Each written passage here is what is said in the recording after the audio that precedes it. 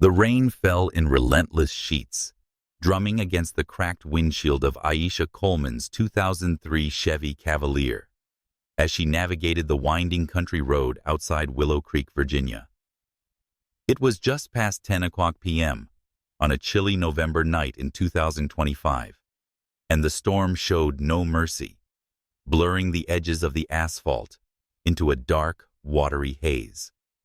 Aisha, 8 months pregnant and bone-tired from a double shift at Mama's Diner, gripped the steering wheel tightly, her knuckles straining against her deep brown skin. The car's engine sputtered, a faint, ominous whine she couldn't afford to fix. Not now. Not when every dollar was scraped together for the baby she'd soon raise alone. At 30, Aisha had learned to carry burdens with quiet resolve. 6 months ago, her husband, Marcus, had vanished with their savings, leaving behind a note and a trail of lies about a better life with someone else.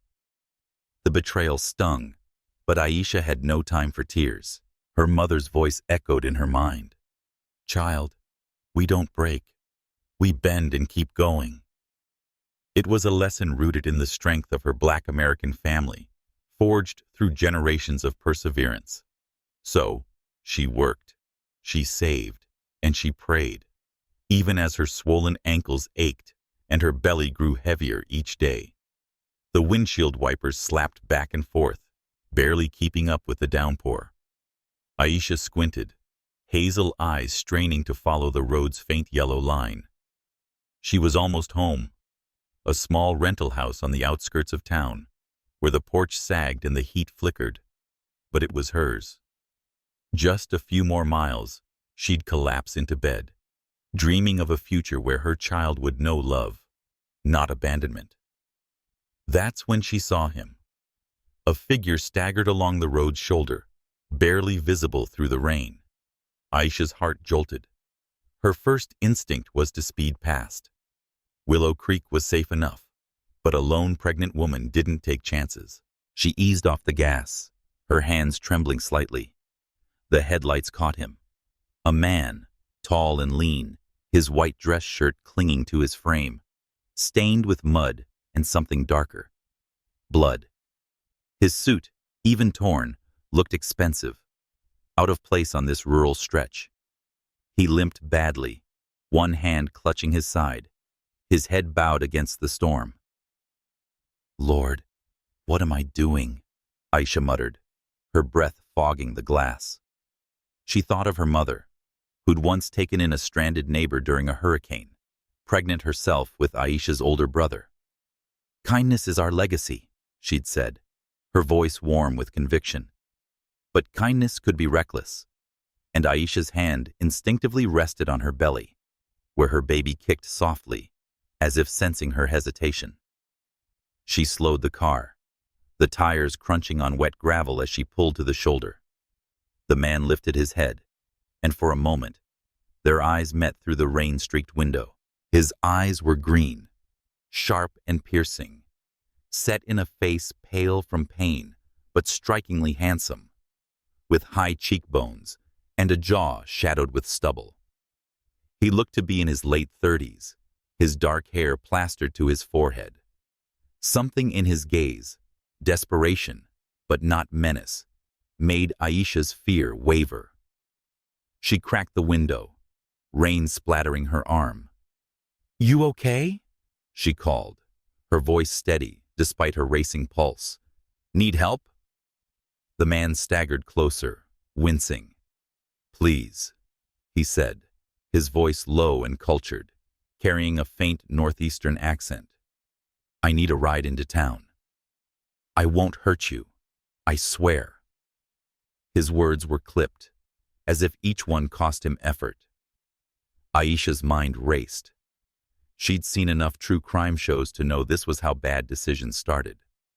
But she also knew the look of someone who'd been through hell. Her reflection had worn it too often these past months. Her hand hovered over the pepper spray in her glove compartment, a gift from her friend Lena at the diner. "You're not stupid, Aisha," she told herself. "But you're not heartless either." "Get in," she said, unlocking the passenger door. But I'm warning you, I've got protection, and am not afraid to use it. A weak smile flickered as he eased into the seat, soaking the worn upholstery. I'm Ethan, he said, his breath uneven. And you won't need it. I promise. Aisha, she replied, shifting the car into drive. The engine groaned, but it held. She glanced at him, noting the blood seeping through his shirt. You're hurt badly. The hospital's closer than the town. We should... No hospitals, he cut in, his tone sharp but not unkind. Please. Somewhere to rest. I'll be fine. She frowned, skeptical. You don't look fine, Ethan. What kind of trouble are you in? He didn't answer, his head leaning back against the seat, eyes half closed. The silence stretched, filled only by the rain and the wiper's rhythmic thump. Aisha's grip tightened on the wheel. She was taking a risk, but something about him, his exhaustion, his quiet gratitude, felt real. She thought of her baby, of the world she wanted them to grow up in, one where compassion wasn't a weakness. My place is close, she said finally. I've got a first aid kit. It's not much, but I can clean you up. Then you're on your own. Ethan nodded, his voice barely a whisper. Thank you, Aisha. As they drove through the storm, the road twisting into the darkness, Aisha couldn't shake the feeling that this moment was more than chance. Her act of kindness, born from a legacy of resilience and faith, was about to ripple far beyond this rainy night. She didn't know Ethan's story, or the secrets that bound their pasts, but she knew one thing. Sometimes, helping a stranger was the first step toward changing everything. The rain had softened to a steady patter when Aisha pulled her Chevy into the gravel driveway of her rental house on the outskirts of Willow Creek. The single-story home, with its peeling white paint and sagging porch, was no palace, but it was hers, a sanctuary carved out of months of double shifts and sheer determination. She glanced at Ethan, slumped in the passenger seat, his bloodied shirt stark against the dim glow of the dashboard. His breathing was shallow, his green eyes half open, fixed on some distant point. Aisha's grip on the steering wheel tightened, and her pepper spray was still within reach in the glove compartment. Helping a stranger was one thing, inviting him inside was another. Stay with me, Ethan, she said, her voice firm but kind. We're here. Can you walk? He nodded weakly, wincing as he shifted. I'll manage. Thank you. Again. Aisha stepped into the rain, her sneakers squelching in the mud as she rounded the car to help him. Ethan leaned heavily on her arm, his frame taller and broader than she'd realized, though his steps faltered with each movement. She guided him up the creaky porch steps, fumbling with her keys to unlock the door. The living room smelled faintly of lavender from a candle she'd lit that morning, a small luxury to mask the dampness of the old house. She eased Ethan onto her worn plaid couch, its springs groaning under his weight. Sit tight, she said, grabbing a towel from the linen closet. I'll get the first aid kit. Ethan managed a faint smile, toweling off his dark hair. You're too kind, Aisha. Most people would have kept driving. Most people don't know what it's like to need help, she replied, her tone clipped as she headed to the bathroom. Her heart raced, not just from the risk, but from the weight of her own words. 6 months ago, when Marcus had cleaned out their bank account and left, she'd felt that need acutely, alone, pregnant, and scraping by. If not for Lena's hot meals at the diner or her landlord's leniency, she might not have made it. Kindness wasn't just a choice, but a debt she repaid to the world. She returned with a battered red first aid kit, setting it on the coffee table. Ethan's shirt was unbuttoned now, revealing a deep gash along his ribs, crusted with blood, but not as dire as she'd feared. Bruises mottled his chest, and a more minor cut above his eyebrow oozed. Aisha knelt beside him, her hands steady despite her nerves, and cleaned the wounds with antiseptic wipes. The sharp scent filled the air, mingling with the rain's earthy musk. "How'd this happen?" she asked, dabbing at the gash. "You look like you tangled with a bear." Ethan's jaw tightened, but his voice stayed soft, cultured. "Something like that. Wrong place, wrong time. I'm not in the habit of getting into trouble, if that's what you're worried about." She arched an eyebrow, wrapping gauze around his ribs. "Trouble's got a way of finding folks, whether they're looking for it or not. And that suit of yours, torn or not, says you're not from around here." He chuckled, a low, warm sound that caught her off guard. "Perceptive. Let's say I was detained, and I got away. I don't mean to be vague, Aisha. I'm unsure how much I can explain without putting you at risk." Her hands paused, the bandage roll hovering. "Risk? You said you wouldn't hurt me." "And I won't," he said quickly, his eyes locking onto hers. They were clear now, intense and sincere, making her breath catch. "I mean it. You've already done more than I could ask. If I'm in trouble, I'll be gone by morning." Aisha studied him, her instincts warring. Her mother's voice echoed again. "Trust your heart, but keep your eyes open." Ethan's secrecy was a red flag, but his gratitude and quiet demeanor were genuine. She thought of the diner's regulars, men who'd leer or snap when their coffee was late. Ethan was different, polished, almost regal, even in his battered state. His suit, though ruined, was tailored, and his watch, scratched but gleaming, looked like it cost more than her car. "Morning's fine," she said, taping the bandage in place. "But you're not sleeping on my couch looking like that. I've got some of Marcus's old clothes, my ex. They'll fit well enough." Ethan's brow furrowed. "Your ex? You don't have to." "I know I don't," she cut in, standing. "But you're bleeding, and I'm not heartless. Stay put." She retrieved a faded t-shirt and sweatpants from a box in her bedroom, relics of a marriage she'd rather forget. When she returned, Ethan was gingerly peeling off his torn jacket, revealing a lean, muscled frame that spoke of discipline, not just privilege. She handed him the clothes, turning to give him privacy. "Thank you," he said again, his voice softer now. "Not just for this, for stopping." Most wouldn't. Aisha busied herself tidying the first aid kit, her cheeks warming. "Please don't make me regret it, Ethan. I've got a baby to think about, and I don't need complications." "Understood," he said, and she heard the rustle of fabric as he changed. "You're a strong woman, Aisha. I can see that." She turned back, finding him in the oversized t-shirt, his wounds hidden, but his exhaustion plain. "That's what you get when life doesn't give you a choice," she said, folding a blanket over the couch. "Get some rest. If you need me, I'm right down the hall, but don't test that pepper spray." He nodded, easing onto the couch with a grimace. "Good night, Aisha." "Good night," she replied, flicking off the light. As she padded to her bedroom, her hand rested on her belly, where her baby stirred. She locked her door, more out of habit than fear, and sank onto her bed, the rain's rhythm lulling her. Ethan was a mystery, a wounded stranger with secrets he wouldn't share. Yet, in his eyes, she'd seen something familiar, the weight of a past he couldn't outrun.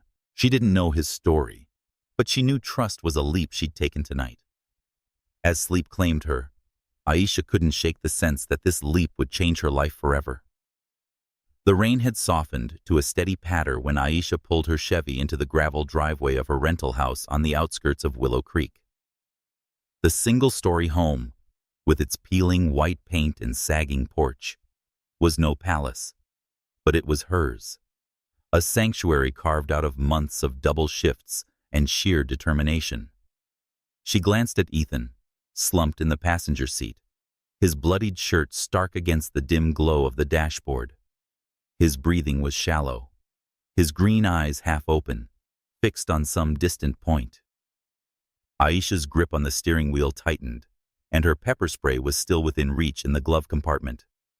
Helping a stranger was one thing. Inviting him inside was another. "Stay with me, Ethan," she said, her voice firm but kind. "We're here. Can you walk?" He nodded weakly, wincing as he shifted. "I'll manage." "Thank you." Again. Aisha stepped into the rain, her sneakers squelching in the mud as she rounded the car to help him. Ethan leaned heavily on her arm, his frame taller and broader than she'd realized, though his steps faltered with each movement. She guided him up the creaky porch steps, fumbling with her keys to unlock the door. The living room smelled faintly of lavender from a candle she'd lit that morning, a small luxury to mask the dampness of the old house. She eased Ethan onto her worn plaid couch, its springs groaning under his weight. "Sit tight," she said, grabbing a towel from the linen closet. "I'll get the first aid kit." Ethan managed a faint smile, toweling off his dark hair. "You're too kind, Aisha. Most people would have kept driving. Most people don't know what it's like to need help," she replied, her tone clipped as she headed to the bathroom. Her heart raced, not just from the risk, but from the weight of her own words. 6 months ago, when Marcus had cleaned out their bank account and left, she'd felt that need acutely, alone, pregnant, and scraping by. If not for Lena's hot meals at the diner or her landlord's leniency, she might not have made it. Kindness wasn't just a choice, but a debt she repaid to the world. She returned with a battered red first aid kit, setting it on the coffee table. Ethan's shirt was unbuttoned now, revealing a deep gash along his ribs, crusted with blood, but not as dire as she'd feared. Bruises mottled his chest, and a more minor cut above his eyebrow oozed. Aisha knelt beside him, her hands steady despite her nerves, and cleaned the wounds with antiseptic wipes. The sharp scent filled the air, mingling with the rain's earthy musk. "How'd this happen?" she asked, dabbing at the gash. "You look like you tangled with a bear." Ethan's jaw tightened, but his voice stayed soft, cultured. "Something like that. Wrong place, wrong time. I'm not in the habit of getting into trouble, if that's what you're worried about." She arched an eyebrow, wrapping gauze around his ribs. "Trouble's got a way of finding folks, whether they're looking for it or not. And that suit of yours, torn or not, says you're not from around here." He chuckled, a low, warm sound that caught her off guard. "Perceptive. Let's say I was detained, and I got away. I don't mean to be vague, Aisha. I'm unsure how much I can explain without putting you at risk." Her hands paused, the bandage roll hovering. "Risk? You said you wouldn't hurt me." "And I won't," he said quickly, his eyes locking onto hers. They were clear now, intense and sincere, making her breath catch. "I mean it. You've already done more than I could ask. If I'm in trouble, I'll be gone by morning." Aisha studied him, her instincts warring. Her mother's voice echoed again. "Trust your heart, but keep your eyes open." Ethan's secrecy was a red flag, but his gratitude and quiet demeanor were genuine. She thought of the diner's regulars, men who'd leer or snap when their coffee was late. Ethan was different, polished, almost regal, even in his battered state. His suit, though ruined, was tailored, and his watch, scratched but gleaming, looked like it cost more than her car. "Morning's fine," she said, taping the bandage in place. "But you're not sleeping on my couch looking like that. I've got some of Marcus's old clothes. My ex. They'll fit well enough." Ethan's brow furrowed. Your ex? You don't have to. I know I don't, she cut in, standing. But you're bleeding, and I'm not heartless. Stay put. She retrieved a faded t-shirt and sweatpants from a box in her bedroom, relics of a marriage she'd rather forget. When she returned, Ethan was gingerly peeling off his torn jacket, revealing a lean, muscled frame that spoke of discipline, not just privilege. She handed him the clothes, turning to give him privacy. Thank you, he said again, his voice softer now. Not just for this. For stopping. Most wouldn't. Aisha busied herself tidying the first aid kit, her cheeks warming. Please don't make me regret it, Ethan. I've got a baby to think about, and I don't need complications. Understood, he said, and she heard the rustle of fabric as he changed. You're a strong woman, Aisha. I can see that. She turned back, finding him in the oversized t-shirt, his wounds hidden, but his exhaustion plain. That's what you get when life doesn't give you a choice, she said, folding a blanket over the couch. Get some rest. If you need me, I'm right down the hall. But don't test that pepper spray. He nodded, easing onto the couch with a grimace. Good night, Aisha. Good night, she replied, flicking off the light. As she padded to her bedroom, her hand rested on her belly, where her baby stirred. She locked her door, more out of habit than fear, and sank onto her bed, the rain's rhythm lulling her. Ethan was a mystery, a wounded stranger with secrets he wouldn't share. Yet in his eyes, she'd seen something familiar, the weight of a past he couldn't outrun. She didn't know his story, but she knew trust was a leap she'd taken tonight. As sleep claimed her, Aisha couldn't shake the sense that this leap would change her life forever.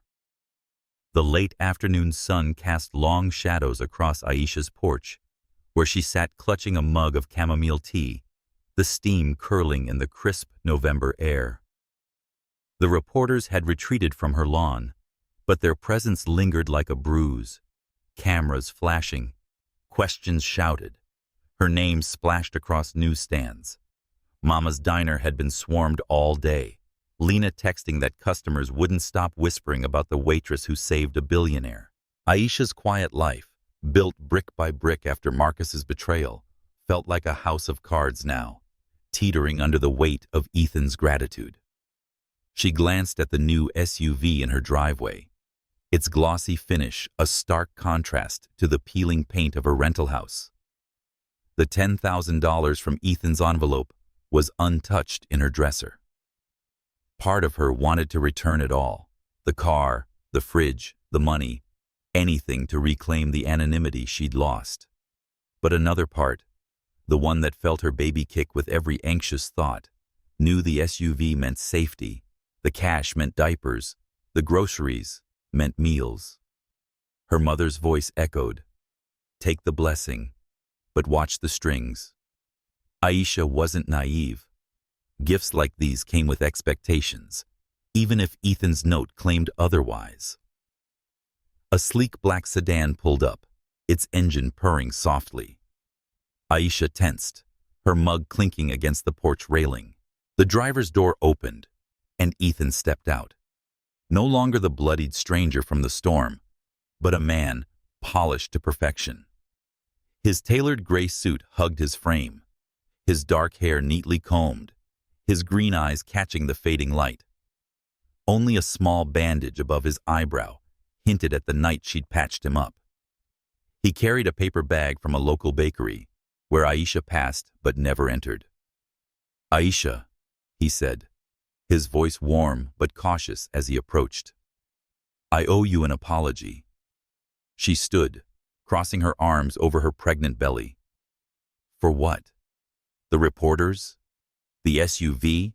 Or turning my kitchen into a grocery store?" He winced, climbing the porch steps. "All of it. I didn't realize how this would spiral. Can we talk?" She hesitated, then nodded, gesturing to the wicker chair beside hers. Sit, but don't expect me to be all smiles. I helped you because it was right, not for this. She waved at the SUV, her voice sharp but not unkind. Ethan set the bag on the railing, pulling out a box of pastries, croissants, danishes, and a slice of pecan pie. Peace offering, he said, his smile tentative. I figured you'd rather eat than hear more promises. Aisha's lips twitched, despite herself. You're not wrong. But talk first, pie later. He sat, leaning forward, elbows on his knees. I'm sorry about the media. My team's working to shut it down. Mostly legal threats. They'll back off soon. As for the gifts, he paused, searching her face. I meant them as thanks, not a burden. You saved me, Aisha. Not just from the rain or the cuts. You reminded me there's still good in the world. She studied him, her guard softening, but not dropping. You don't even know me, Ethan. And I can't tell you, except what the news says.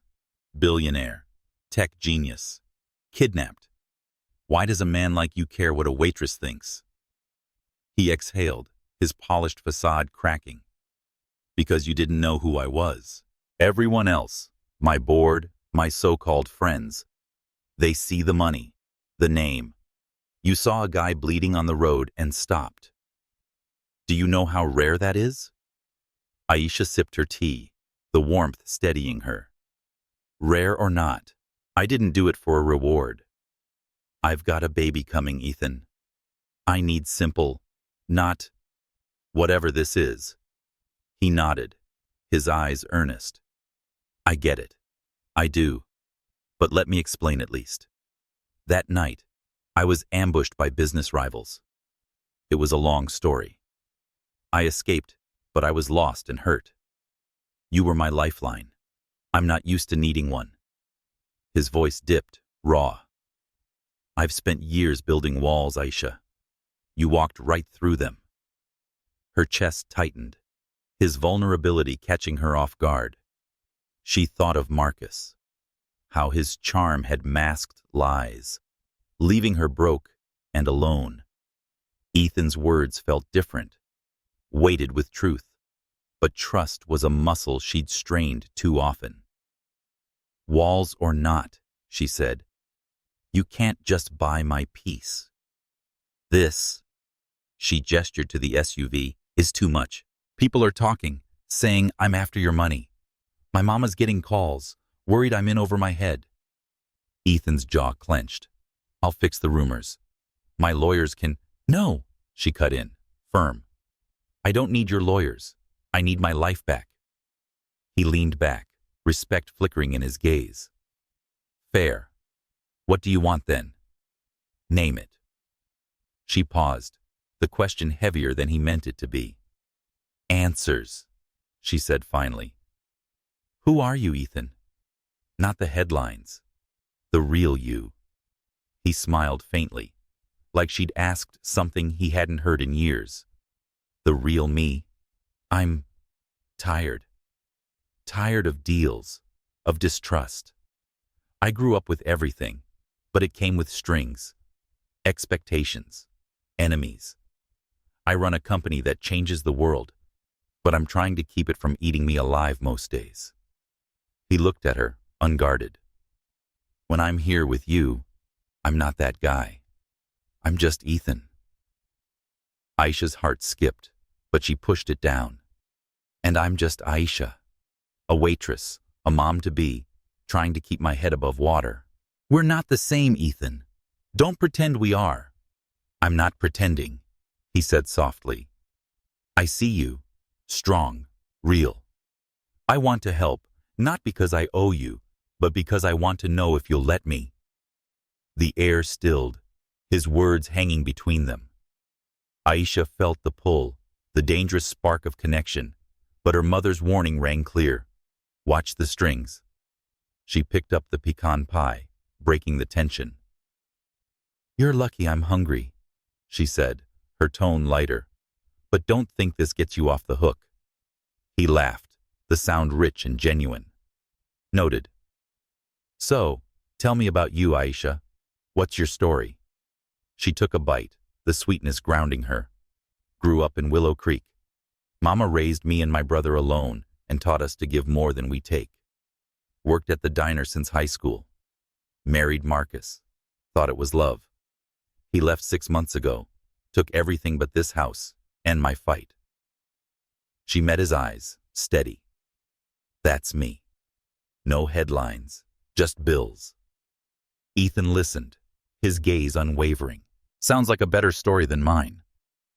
As the sun dipped below the horizon, they talked about her dreams of a safe home for her baby, his quiet love for stargazing, the small things that made them human. The media, the money, the chaos faded, if only for a moment. But Aisha knew this peace was fragile. Marcus's shadow loomed, and Ethan's world was a storm she couldn't outrun. Their tentative and real connection was a risk she wasn't sure she could take, but one she couldn't quite walk away from either. The fluorescent lights of Mama's diner buzzed softly as Aisha wiped down the counter, the scent of coffee and fried bacon lingering in the air. It was early evening, the dinner rush fading into a lull, with only a few regulars nursing their mugs at the booths. Aisha's apron strained against her pregnant belly, and her movements were slower than usual, not from fatigue, but from the weight of the past 2 days. Ethan's gifts, the SUV, the cash, the stocked kitchen, sat like unopened presents in her mind. Generous, but complicated. Thanks to Ethan's lawyers, the reporters had thinned out, but their questions still echoed. "What's your connection to Ethan Caldwell?" She wanted to scream that she had none, that she'd just helped a stranger. But the truth was murkier now, their porch conversation replaying in her head. Lena, the diner's cook, leaned through the kitchen pass-through, her braids swaying as she slid a plate of cornbread onto the counter. "You okay, Aisha? You've been scrubbing that spot like it owes you money." Aisha managed a half-smile, tossing the rag into the sink and just thinking. Too much, probably. "About that billionaire?" Lena's eyes twinkled, but her tone was gentle. "Girl, you're deep, and I don't mean the pie he brought." Aisha sighed, glancing around to ensure no one was listening. The diner was her haven. Its checkered floors and vinyl stools had been a constant since her teenage years. She trusted Lena, who'd been there through Marcus's betrayal, slipping extra food into her bag when money was tight. If anyone could hear her unravel, it was her. "It's not just Ethan," Aisha said, lowering her voice. "It's everything. The media, the gifts, and something I haven't told anyone." Lena's brow furrowed, and she stepped out from the kitchen, wiping her hands on her apron. "Spill it, Aisha. You know I've got your back." Aisha hesitated, her fingers tracing the edge of the counter. The secret she'd buried for years felt like a stone in her chest, heavier now with Ethan in her life. She took a deep breath, the words spilling like a dam breaking. 5 years ago, before Marcus, I was engaged to someone else. His name was Nathan. He was Ethan's younger brother. Lena's eyes widened, but she stayed silent, letting Aisha continue. "We were in love, or so I thought," Aisha said, her voice barely above a whisper. "But Nathan had demons, drinking mostly. One night, we fought at a bar. He was wasted and tried to drive home. I begged him to give me the keys, but he wouldn't. I got in the car to stop him and thought I could talk him down. He crashed, swerved into a tree. He died, Lena. I walked away with bruises and a concussion, but the papers, they blamed me, said I was reckless, that I'd pushed him to drive. His family hated me, thought I'd ruined him." Lena reached for her hand, squeezing it. "Aisha, that's not your fault. You tried to save him." "Did I?" Aisha's eyes glistened, But she blinked back tears. I keep replaying it, wondering if I could have fought harder for those keys. Ethan doesn't know. I never told him because how do you tell someone you were part of the worst day of their life?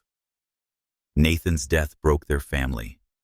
If Ethan finds out, he'll see me differently. He'll hate me, Lena. Lena shook her head firmly. You don't know that.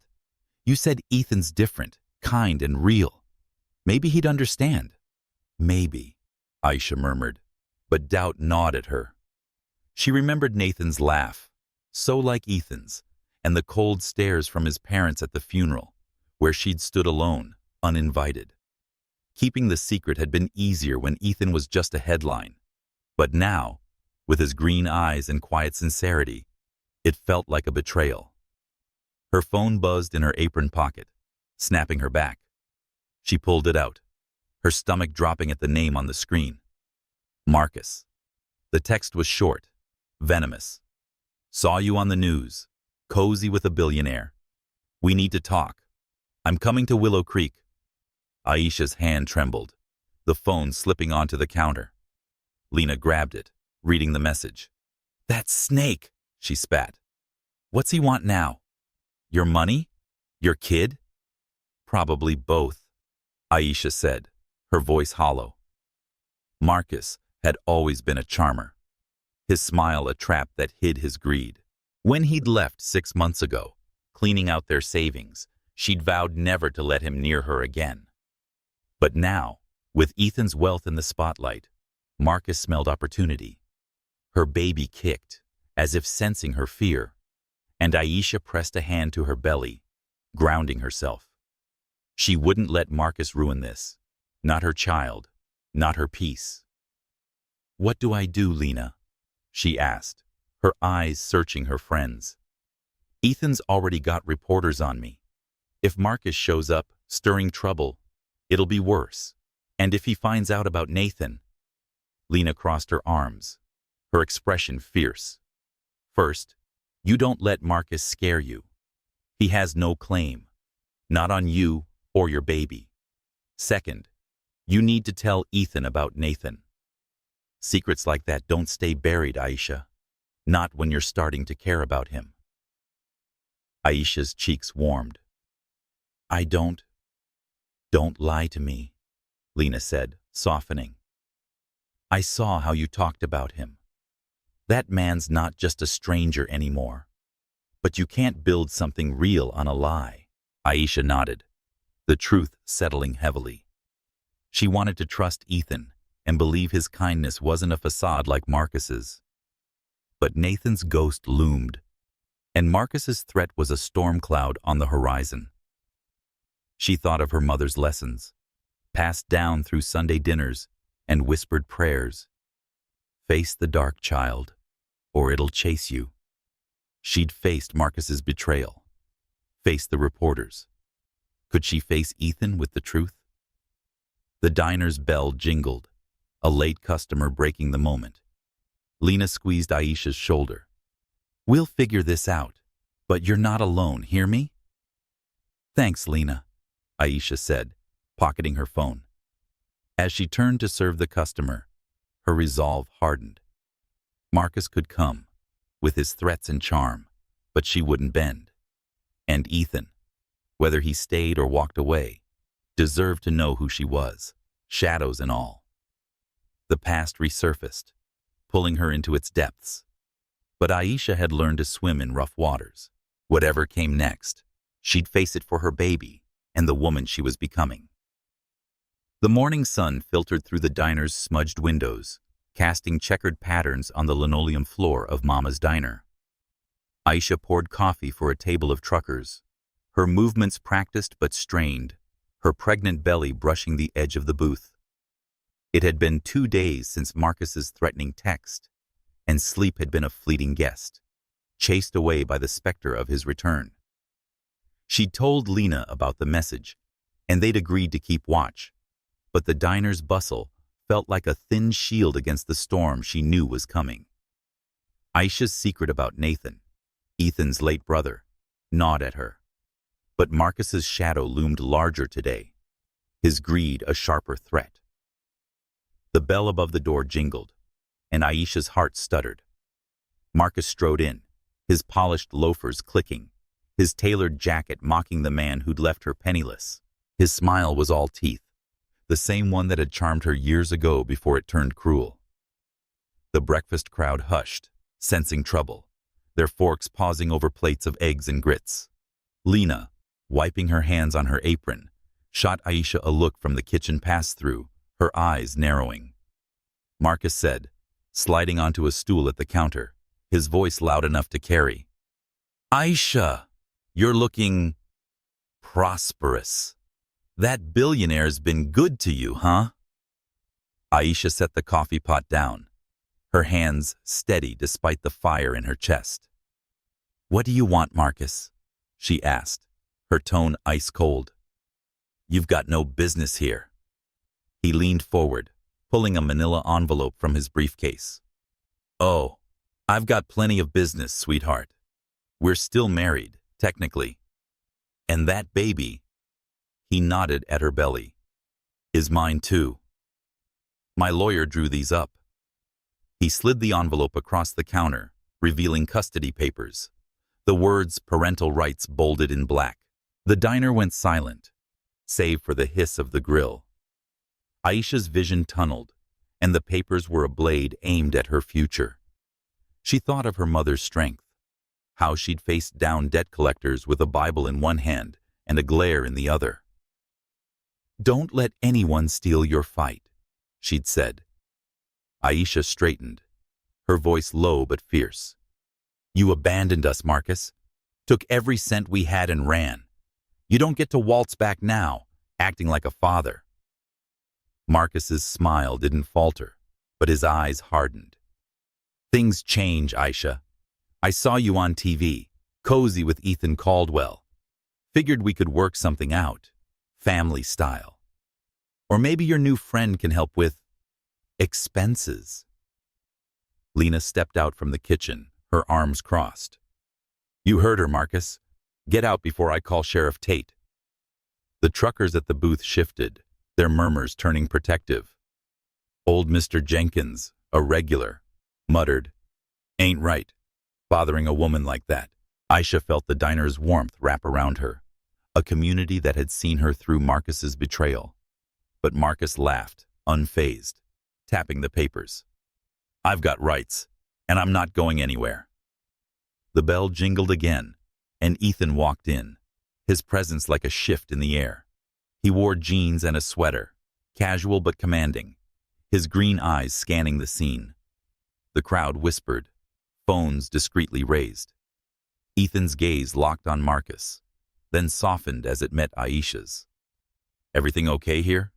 he asked, his voice calm but edged with steel.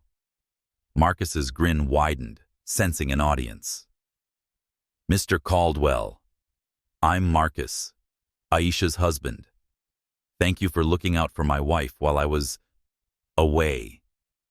Aisha's stomach twisted, but she spoke before Ethan could.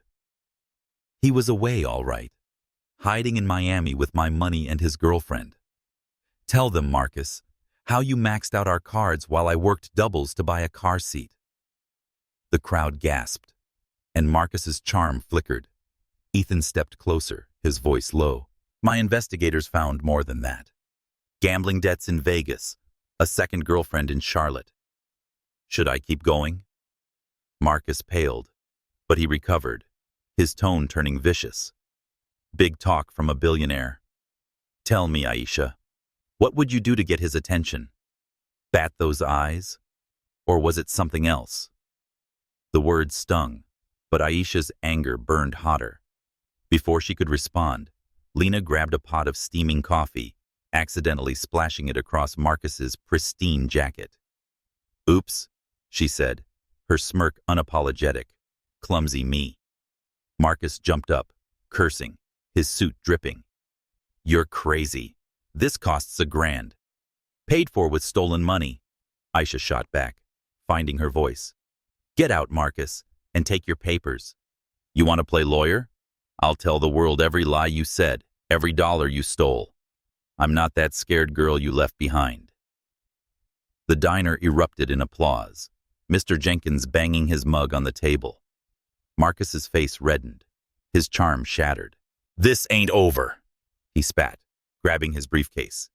That's my kid, and I'll be back. Try it, Aisha said, her eyes blazing. I'll be ready. Marcus stormed out, the bell clanging behind him. Aisha exhaled, her hands shaking now that the fight was done. Ethan touched her arm, his voice soft. You were incredible. She managed a nod, the adrenaline fading. Didn't feel incredible. Felt like surviving. Lena hugged her, whispering, You showed him, girl. The crowd returned to their meals, but their nods and smiles lingered, a quiet strength bolstering Aisha. She looked at Ethan, his presence a comfort, but also a reminder of the secret she still held. Nathan's death, a truth she hadn't shared. Marcus's threat wasn't empty. He'd use anything to hurt her, and her past was a weapon he might wield. Thanks for backing me up, she said to Ethan, her voice low. But this is my fight. I can't lean on you every time he shows up. I know, Ethan said, his eyes steady. But you don't have to fight alone. Not anymore. Aisha's heart tugged, the connection from their porch talk deepening. But Marcus's words echoed. What did you do to get his attention? And the weight of Nathan's secret pressed harder. She'd stood up to one ghost today, but another waited, threatening the fragile trust she and Ethan were building. As the diner hummed back to life, Aisha knew this victory was only a pause. Marcus would return, and her past would too, testing her strength in ways she couldn't imagine. The morning after Marcus's confrontation at Mama's diner, Aisha woke to the buzz of her phone, its screen glowing with notifications. She rubbed her eyes, the weight of her pregnancy pulling at her as she sat up in bed. The quiet of her rental house, usually a comfort, felt oppressive, as if the walls themselves were bracing for what came next. She'd stood up to Marcus, felt the diner's support wrap around her like a quilt, but the victory was fleeting. Her phone buzzed again, a text from Lena. Check the news. It isn't good. Aisha's stomach knotted as she opened her browser, the headlines screaming, Waitress in love triangle with billionaire, and pregnant woman seduces tech mogul. Her breath caught. The articles twisted the diner incident, using grainy phone footage to paint her as a schemer who'd lured Ethan for his wealth. One tabloid claimed her baby might not be Marcus's, the words slicing like a blade. Aisha's hands shook as she scrolled, each lie a fresh wound. She'd worked her whole life to be more than a headline, to prove she was the daughter her mother raised. Honest, steadfast. Her kindness to Ethan was scandalous. Her name was dragged through the mud. The phone rang, her mother's name flashing. Aisha answered, bracing herself. Baby, what's going on? Her mother asked, her voice tight with worry. They're saying you're chasing that man's money. My coworkers are asking if it's true. It's not, Mama, Aisha said, her throat tight. I helped Ethan, that's all. Marcus is stirring this up to hurt me.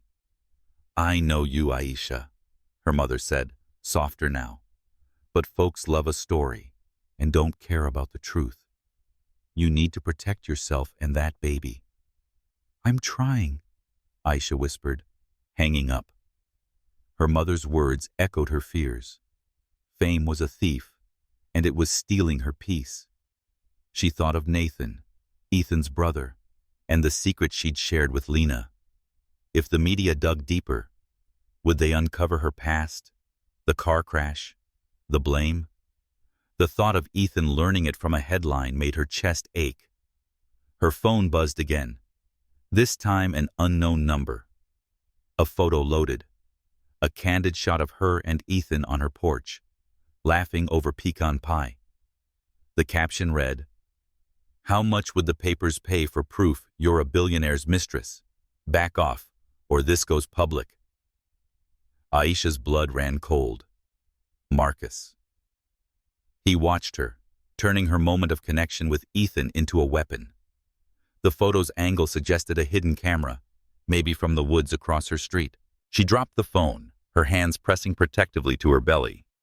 The diner's owner, Mr. Thompson, called next. His voice was gentle but firm. Aisha, the parking lot's full of reporters. Customers can't get in. Maybe take some time off. Paid, of course. Just until this blows over. Aisha's heart sank. You're suspending me? Not suspending, he said quickly. Protecting you. You'll get your salary, I promise. She hung up, the room spinning. The diner was her lifeline, her community, and now it was slipping away. Marcus's plan was clear. Isolate her, make her desperate, force her back to him. She thought of the custody papers he'd waived, his smug promise to return. He'd always known how to twist the knife, to make her feel small. But she wasn't that woman anymore. Ethan knocked on her door an hour later, his face tense as he stepped inside, a bag of takeout in hand. Chinese, her favorite from their porch talk. I saw the headlines, he said, setting the bag on her coffee table. I'm so sorry, Aisha. This is my fault. It's not, she said, her voice sharp. It's Marcus.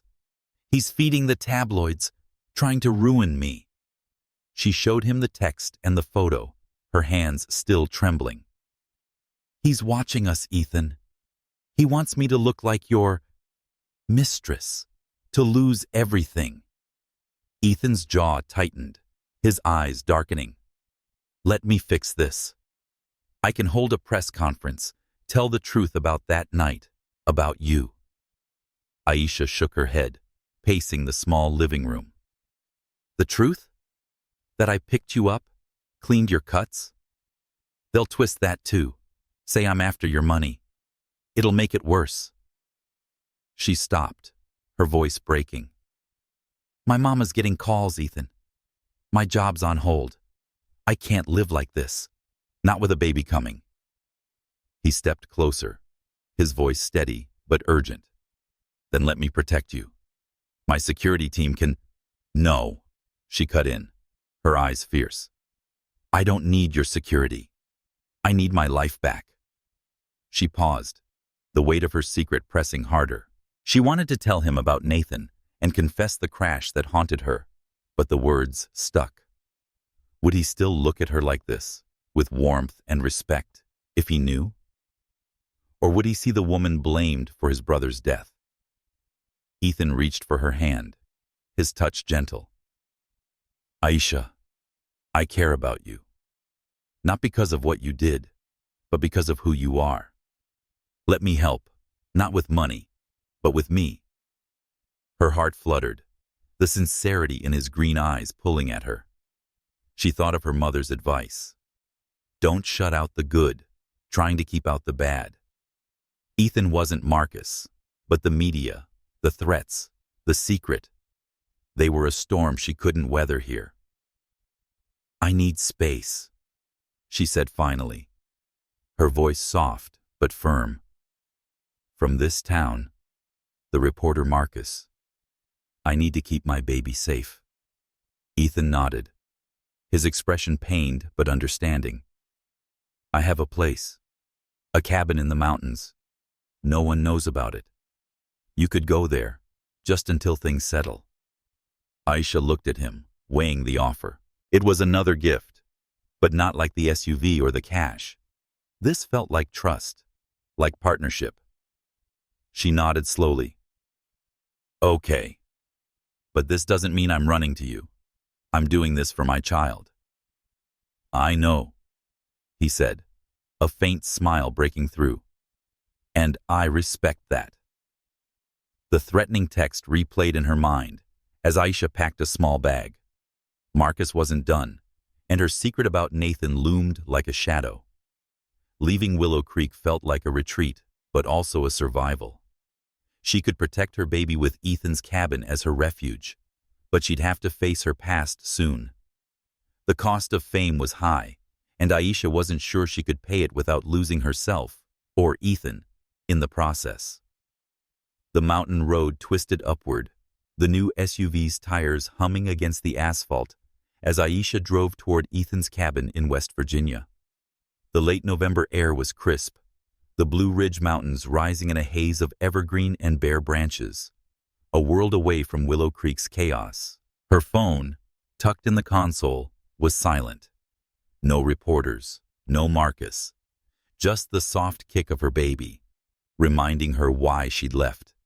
The media's lies, Marcus's threatening photo, and the diner's closure had pushed her to the edge. Ethan's offer of his secluded cabin wasn't just an escape. It was survival, a chance to protect her child from the storm of scandal. Aisha gripped the wheel, her knuckles tight. She'd packed light, a duffel with clothes, a photo of her mother, and a worn Bible from her nightstand. The SUV, Ethan's gift, rode smoothly, and its leather seats and safety features provided a quiet reassurance. Yet, guilt gnawed at her. Accepting this felt like leaning on Ethan, something she'd sworn not to do. Her mother echoed, "Take the help, but keep your feet firm."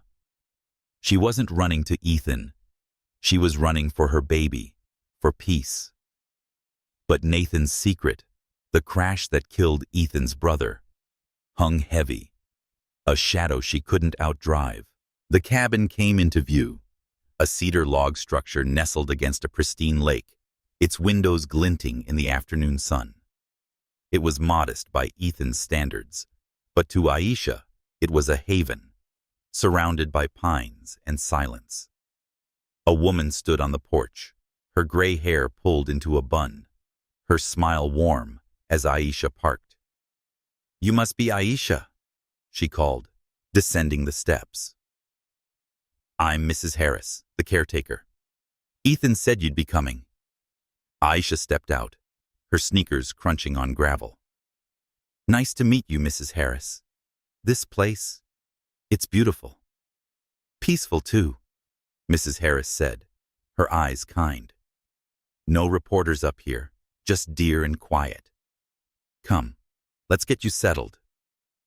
Inside, the cabin smelled of wood smoke and lavender, its open living room furnished with a plush sofa and a stone fireplace. A small nursery was set up in a corner, a crib gleaming under a quilted mobile. Aisha's throat tightened. Ethan's doing, no doubt. Mrs. Harris noticed her gaze. He called ahead and insisted on using the crib. "Said you'd need it soon." Aisha nodded, swallowing hard. "He thinks of everything, doesn't he?" "He tries," Mrs. Harris said, her tone fond. "I've known Ethan since he was a boy, coming here to fish with his dad. He's got a good heart, even if the world's made him guarded." They sat at the kitchen table, Mrs. Harris pouring tea from a kettle. Aisha sipped, the warmth easing her tension. "You've been here a while?" she asked, curious about the woman who seemed to know Ethan so well. 30 years, Mrs. Harris said. "Raised 3 kids down the road, helped plenty of mothers through births. This cabin's my charge, but it's Ethan's escape. He comes when the city gets too loud." She paused, studying Aisha. "You're here for quiet too, aren't you?" Aisha's fingers traced the mug's rim. "Trying to be. Back home, it's reporters, my ex. It's too much. I need to keep my baby safe." Mrs. Harris's eyes softened. "You will. I see it in you. Strength like my mama had. You'll be fine here. I'm nearby if you need a ride to town, doctor's visits or anything." "Thank you," Aisha said, the kindness anchoring her. She unpacked her bag, settling into a cozy bedroom with a lake view. Her shoulders relaxed for the first time in days, and the absence of camera flashes and threatening texts was a balm. But Nathan's memory lingered, his laugh hauntingly similar to Ethan's. She hadn't told him, And the longer she waited, the heavier the secret grew. Ethan arrived that weekend, his helicopter's hum breaking the mountain silence. He stepped onto the porch, casual in a flannel shirt, his green eyes brightening when he saw Aisha. "You look at home here," he said, setting down a bag of groceries. Fresh bread, apples, her favorite cookies from their porch talk. "It's peaceful," Aisha admitted, joining him by the lake. The water mirrored the dusk sky, a canvas of pinks and purples. "Thanks for this, Ethan. I needed it." He nodded, his gaze on the horizon. "I come here when the world's too much, after Nathan died." He trailed off, his voice catching. "It was the only place I could breathe." Aisha's heart skipped, Nathan's name a jolt. She wanted to confess, to tell him about the crash, her guilt. But fear stopped her. Instead, she asked, "You miss him?" "Every day," Ethan said softly. He was reckless, but he had a light in him. "Losing him made me careful. Too careful, maybe." He looked at her, his smile faint. "You're changing that, Aisha. You make me want to be more than thorough." Her chest tightened, his words stirring something she wasn't ready to name.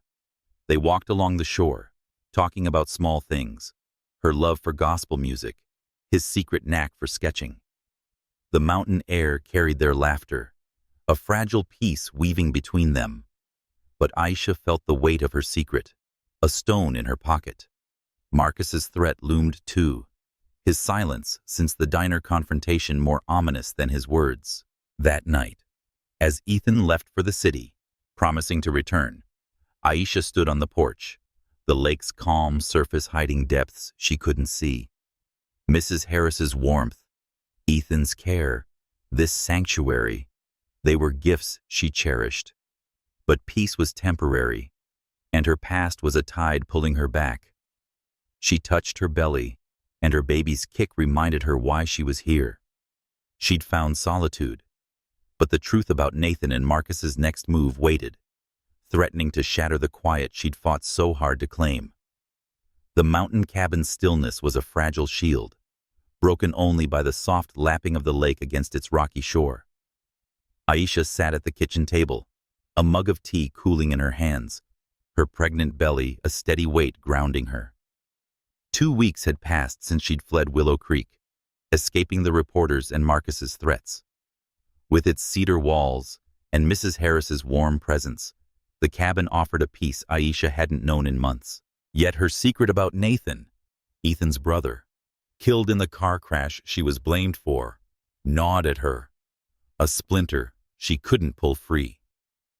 Every laugh she shared with Ethan, every quiet walk by the lake, made the truth heavier. She wanted to tell him, but fear of his judgment kept her silent. Her phone, mainly kept off to avoid the world, buzzed with a new message. Aisha's pulse quickened as she opened it, the unknown number chillingly familiar. The text read, "Found something in your old medical records, sweetheart. Wonder what your billionaire would think." Attached was a scanned hospital report from 5 years ago, her name bolded beside Nathan's, detailing her concussion and bruises from the crash. Marcus had found her secret, and he was wielding it like a blade. Aisha's fingers tightened around the phone, her breath shallow. How had he gotten this? And what would he do with it? Mrs. Harris entered, carrying a firewood basket, her gray bun catching the morning light. She paused, reading Aisha's face. "Trouble, dear?" she asked, setting the basket by the fireplace. Aisha hesitated, then slid the phone across the table. "It's my ex, Marcus. He's digging up my past, things I haven't told Ethan." Her voice trembled, the weight of the secret spilling over. 5 years ago, I was engaged to Ethan's brother, Nathan. He died in a car crash. I was driving, or trying to stop him. He was drunk and refused to give me the keys. I got in to talk him down, but he crashed. The papers blamed me, said I was reckless. Ethan's family buried it and kept him away in Europe. He doesn't know I was involved. Mrs. Harris sat, her eyes soft but steady. Oh, honey, that's a heavy load. You've carried it alone all this time. Aisha nodded, her throat tight. I could leave it behind, but Marcus knows. He'll use it to hurt me, to ruin things with Ethan, if Ethan finds out from him. She trailed off, imagining Ethan's green eyes turning cold, seeing her as the woman who cost him his brother. Mrs. Harris reached for her hand. You didn't cause that crash. You tried to save Nathan. Ethan's a good man. He'll see that, if you give him the chance. Hiding this will hurt more than telling it. I know, Aisha whispered, but fear rooted her. She'd survived Marcus's betrayal and the media's lies, but losing Ethan's trust felt like a wound she couldn't bear. Her mother's voice echoed. The truth sets you free, but it stings first. She needed to tell him, but the words felt impossible. Meanwhile, Ethan sat behind a glass desk in his sleek Richmond office, his jaw tight as Marcus stood before him, a folder of documents spread out like a trap. Old newspaper clippings, police reports, and a grainy photo of Aisha in a hospital bed stared up at him, each piece detailing Nathan's fatal crash. Marcus's voice dripped with false concern. I thought you should know the truth about Aisha. She was with your brother when he died. Drove him into that tree, the papers said. Ethan's hands clenched, his mind reeling. Nathan's death had shattered his family, a wound he'd buried under work and walls. Aisha, the woman who'd saved him in the rain, whose strength drew him like a beacon. Could she have hidden this? His phone rang, Aisha's name flashing, but he couldn't answer. Why are you doing this? He demanded, his voice low, dangerous. Marcus shrugged, his smile smug. Just looking out for you. She's got you wrapped around her finger, but she's not who you think. Ethan's eyes narrowed. He'd trusted Aisha's heart and her kindness, but doubt crept in, sharp and cold. He grabbed his phone, dialing Richard Sterling, his family's old lawyer. Tell me about Nathan's accident, he said, his tone clipped. Everything. Now. Richard's voice was heavy with hesitation. Your father kept you in Europe to shield you. Nathan was drunk that night, with blood alcohol twice the limit. Aisha fought him for the keys. Witnesses saw it. She got in to stop him, but he wouldn't listen. The crash wasn't her fault, Ethan. Your father paid to slant the story, to protect the family name. Aisha took the blame. Ethan's breath caught, anger and relief warring within him. Aisha hadn't betrayed Nathan. She'd tried to save him, just as she'd saved Ethan. Marcus had twisted the truth, using his brother's death to manipulate him. Thank you, Richard, he said, hanging up. He turned to Marcus, his voice icy. You thought you could use my brother against her. Get out. Marcus's smirk faltered. You can't. I can. Ethan cut in, standing. My investigators are already digging into you. You won't like what they find. Marcus backed away, his confidence crumbling. But Ethan's mind was elsewhere. Aisha's call had gone to voicemail, her name a beacon in the chaos. He needed to reach her, to tell her he knew the truth and still cared. But as he grabbed his coat, his assistant rushed in. Sir, a call from the mountains. It's about Aisha. She's in labor. Ethan's heart stopped. Labor. Weeks early. In a remote cabin. He glanced at the documents, Nathan's photo staring back, and made his choice. Marcus's lies, the media's noise, none of it mattered. Aisha did. The truth settled in his bones as he ran for his car. She wasn't just his rescuer, she was his home. But would he reach her in time with a storm brewing in the mountains? Thunder rumbled over the Blue Ridge Mountains, the sky a roiling gray as rain lashed the windows of Ethan's cabin. Aisha gripped the edge of the sofa, her breath hitching with a contraction that felt like a vice around her pregnant belly. The pain was sharp, unexpected, weeks too early. Mrs. Harris knelt beside her. Her gray bun loosened from her frantic preparations, transforming the living room into a makeshift delivery room with clean sheets and a stack of towels. Battery-powered lanterns flickered, the storm having knocked out the cabin's power, casting shadows that danced like Aisha's fears. "It's too soon," Aisha gasped, her voice trembling as another contraction hit. "Mrs. Harris, the baby's not due for 3 weeks." "Babies don't wait for schedules," Mrs. Harris said, her tone calm but firm, pressing a cool cloth to Aisha's forehead. "You're strong, dear. We'll get through this." Her hands, steady from years of helping mothers, checked Aisha's pulse, but her eyes betrayed worry. "Your fever's up, and the baby's heartbeat is fast.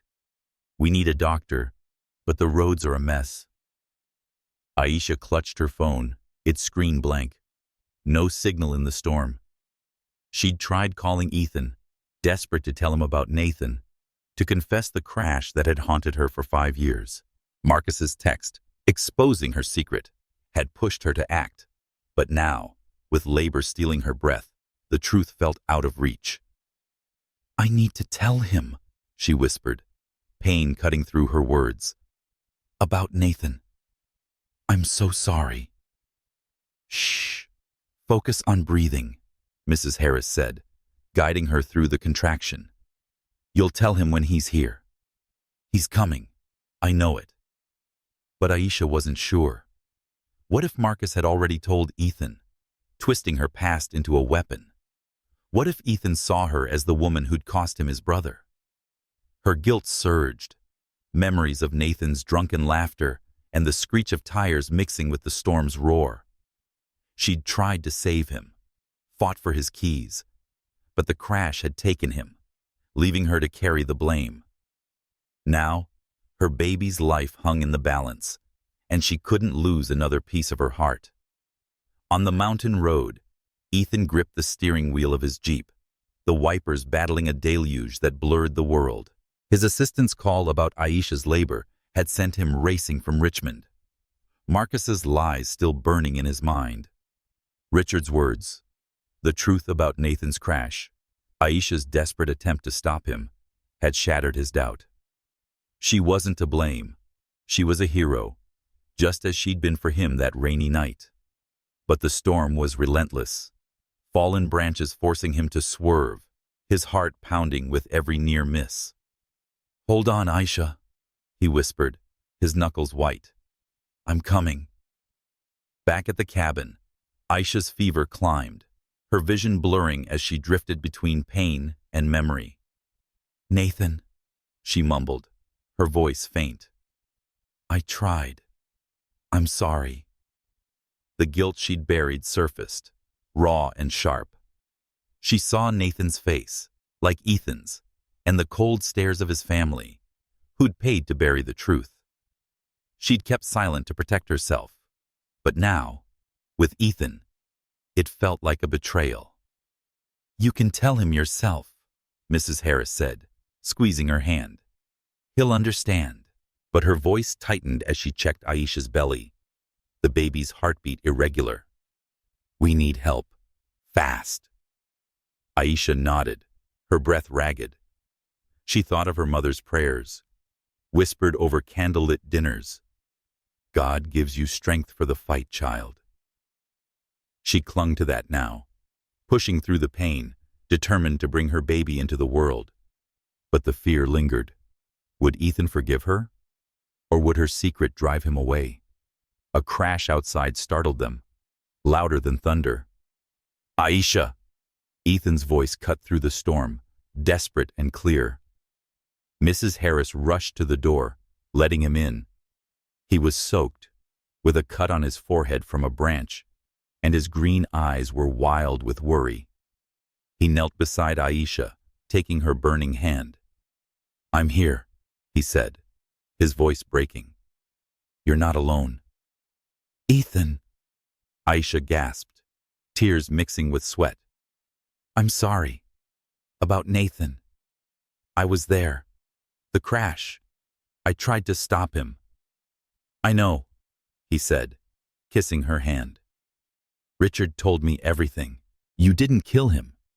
You tried to save him. I could never hate you, Aisha. You're the best thing in my life. Her eyes fluttered, relief warring with pain. Another contraction hit, fiercer, and she screamed, gripping his hand. Mrs. Harris's face paled. The baby's in distress, she said. Her fever's too high. We can't wait for a doctor. Ethan's heart raced, his mind flashing to Nathan's loss, to the night Aisha saved him. He couldn't lose her now. What do we do? He asked, his voice steady despite his fear. Keep her calm, Mrs. Harris said, moving with practiced urgency. Talk to her, Ethan.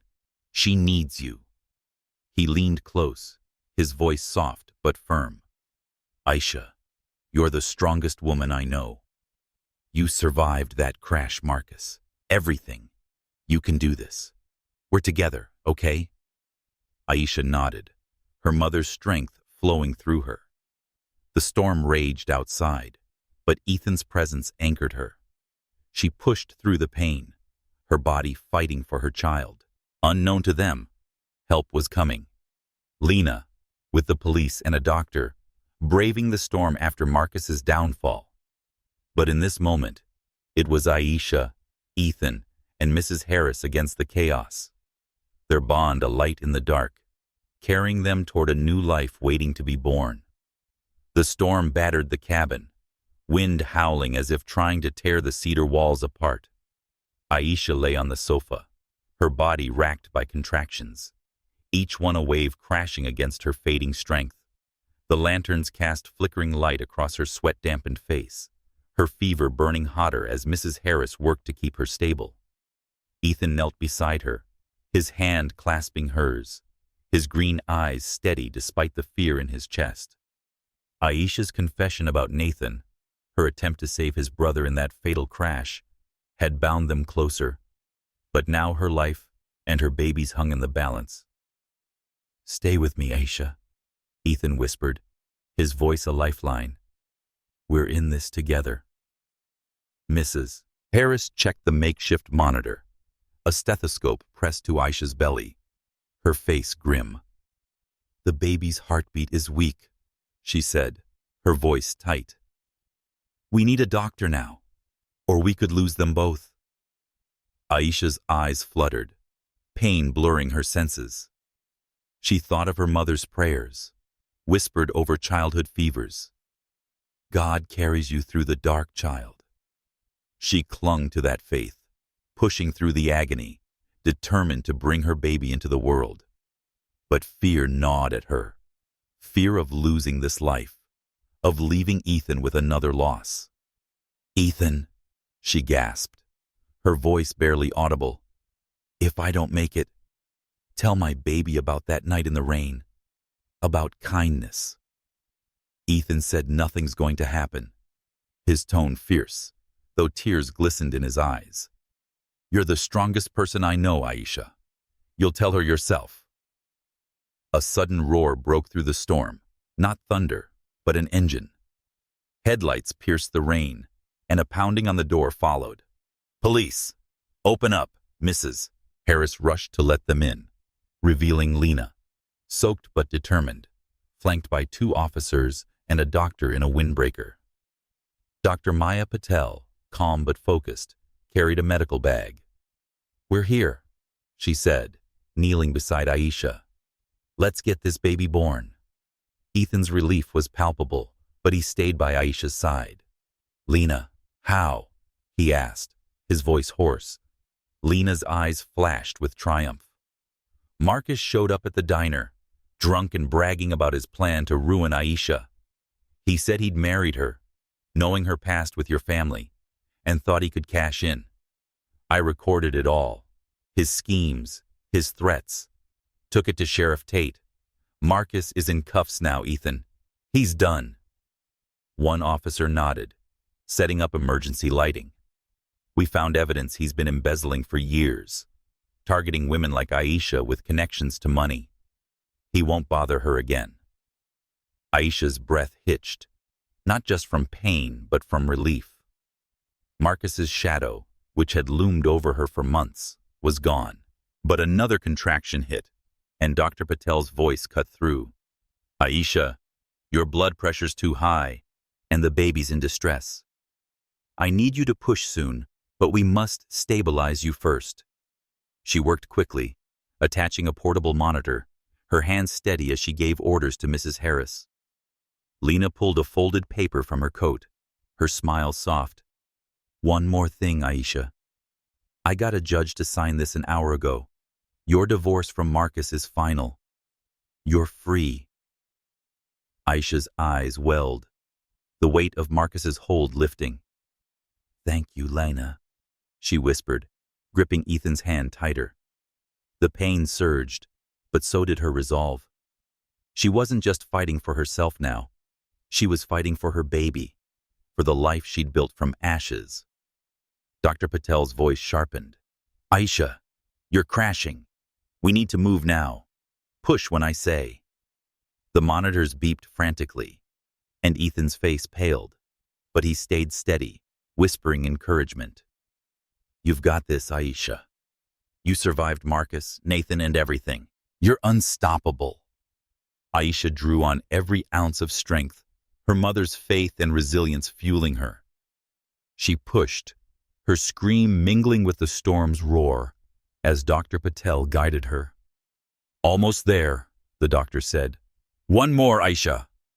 With a final, wrenching effort, Aisha felt the world shift. A cry pierced the air, small, fierce, alive. Dr. Patel lifted a tiny, wriggling girl, her skin glistening under the lantern light. She's here, the doctor said, her voice warm with relief. Healthy, strong, like her mama. Aisha sobbed, exhaustion and joy colliding as Mrs. Harris wrapped the baby in a towel, placing her in Aisha's arms. The girl's eyes blinked up, dark and curious, a miracle born in chaos. Grace, Aisha whispered, naming her for the hope that had carried her through.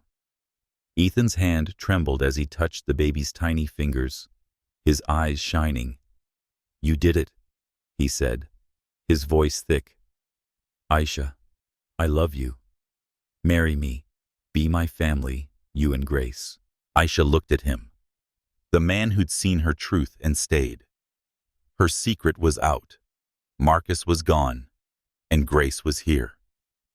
Yes, she said, her voice steady despite her tears. But only if you're ready for us both. Always, Ethan said, kissing her forehead. The storm still raged outside, but the cabin glowed with new life inside. Lena, Mrs. Harris, and the officers clapped softly, their presence a testament to the community carrying Aisha through. Marcus's schemes had failed, and Aisha's kindness, starting with that rainy night, had triumphed, forging a love stronger than any storm. As Grace's tiny hand curled around her finger, Aisha knew this was only the beginning. The Blue Ridge Mountains glowed under a late summer sun, the lake beside Ethan's cabin reflecting a sky streaked with gold. A year had passed since Grace's stormy birth, and the cabin's garden was transformed, adorned with white roses and fairy lights twinkling in the dusk. A small crowd gathered, family and friends, their laughter mingling with the strum of a guitar playing softly. Aisha stood on the porch, her wedding dress flowing over her curves, a simple ivory gown that caught the light. Grace, now one, bounced in Lena's arms, her dark curls crowned with a tiny wreath of daisies, her giggle a melody that warmed Aisha's heart. Mama, Grace babbled, reaching for Aisha, who scooped her up, kissing her soft cheeks. The past year had been a whirlwind. Grace's first breaths, Marcus's arrest, and Ethan's proposal in the chaos of that stormy night. Aisha had emerged stronger, her mother's words a guiding star. Build your future, child, brick by brick. Today, as she prepared to marry Ethan, she felt those bricks solid beneath her, built on love and resilience. Lena adjusted Grace's dress, her eyes misty. "Don't you go crying, Aisha," she teased, dabbing her tears. "Mrs. Harris spent ages on your makeup." Aisha laughed, handing Grace back. "No promises. Where's my fairy godmother anyway?" "Right here," Mrs. Harris called, appearing with a bouquet of wild flowers, lavender and sunflowers, tied with twine. "Just making sure it's perfect. Not every day do we throw a mountain wedding." "It's perfect already," Aisha said, her voice soft. Once a refuge from reporters and Marcus's threats, the cabin was now a symbol of their new beginning. After Grace's birth, Aisha had channeled her experience into a foundation for single mothers, offering medical care and support. Dr. Maya Patel, who'd saved her and Grace, now led the medical program, ensuring no woman faced a crisis alone. Ethan had funded the start, but Aisha ran it, her days filled with purpose beyond the diner's counters. The reporters, once a plague, had stayed in town, respecting the couple's request for privacy. Ever vigilant, Lena warned them off with a grin and a promise of Sheriff Tate's wrath. Lena said they're dying for photos, adjusting her vibrant teal dress that matched her spirit. But they know better than to crash this. Aisha smiled, grateful for her friend's fierce loyalty. Lena had recorded Marcus's confession, ensuring his arrest for embezzlement and ending his hold over Aisha. The divorce papers, signed that stormy night, had freed her to build this life. She glanced at the front row, where Ethan's father sat, his face softened by time. After Nathan's death, he'd blamed Aisha, swayed by the media's lies. But when Richard, the family lawyer, revealed that Aisha had tried to save Nathan, he'd sought her out. His apology was tearful. Now, he doted on Grace, bouncing her on his knee during visits, a grandfather reborn. "Is he here?" Aisha asked Mrs. Harris in a barely whispering voice. "Front and center," Mrs. Harris replied, nodding toward the makeshift altar by the lake.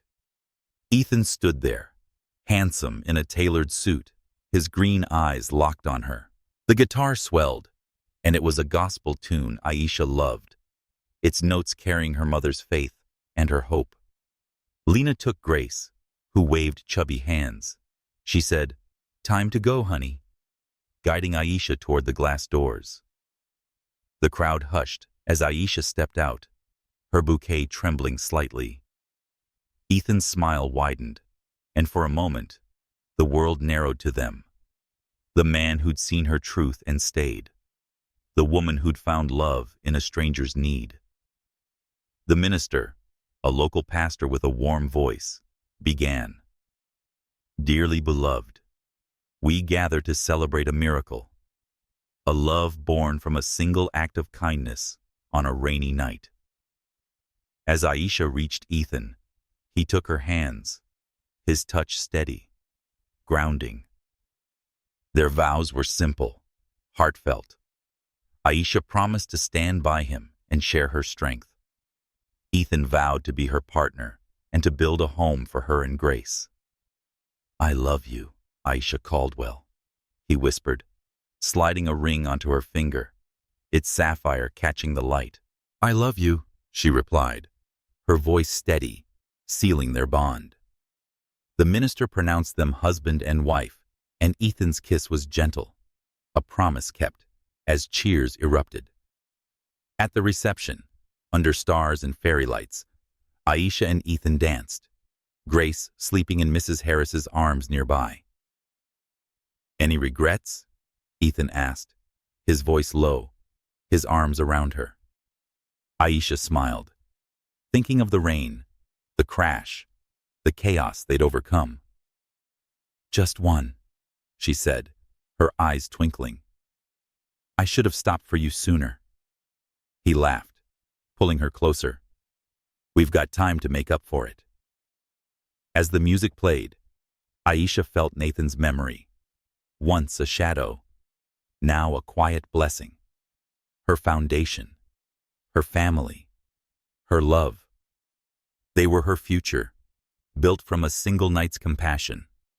The mountains stood watch, and Aisha knew their story wasn't an end but a beginning, woven with kindness, strengthened by struggle, and lit by love.